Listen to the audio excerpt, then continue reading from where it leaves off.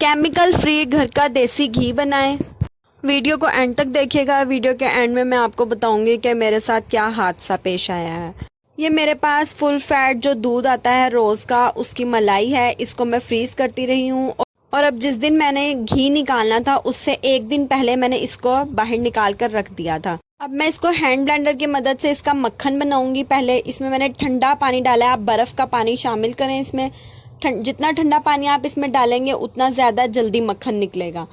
ये देखें, ये अभी आपको लग रहा होगा कि बहुत ज़्यादा पतला हो गया, दूध की तरह हो गया, लेकिन आहिस्ता आहिस्ता जैसे ही आप इसको मिक्स करते रहेंगे, मैं आपको दिखाती हूँ। ये देखें, मिक्स कर करके ये तकरीबन मैंने 3 मिनट मिक्स किया इसको और ये देखें ये क्रीम की तरह हो गया, जैसे व्हिप क्रीम होती है। अब इसमें मैं दोबारा ठंडा पानी शामिल करना है। ठंडा पानी शामिल कर रही हूँ और इसको चलाते रहेंगे। तकरीबन 2 मिनट मैंने इसको और चलाना है। उसके बाद ये देखें ये फटा फटा होना शुरू हो गया है।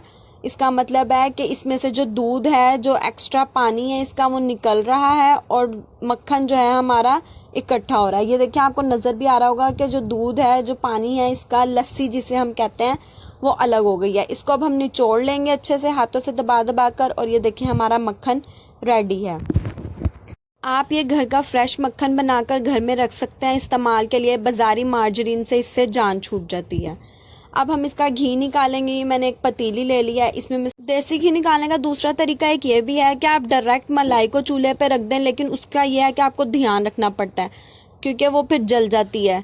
मक्खन से यह है कि आप जल्दी से निकाल सकते हैं। अगर मक्खन निकला हुआ होगा तो आप देसी घी कभी भी निकाल सकते हैं। अब ये देखें, हमारा मक्खन जो है मेल्ट होना शुरू हो गया है।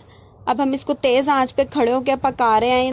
ये देखें, घी निकल चुका है और जो मक्खन का एक्स्ट्रा था वो नीचे बैठना शुरू हो गया है। यहाँ पे मेरे से ये गलती हुई है कि मैंने छोटी पतीली ली थी और ये बाहर की तरफ उबल गया और मेरे हाथ पे गिर गया।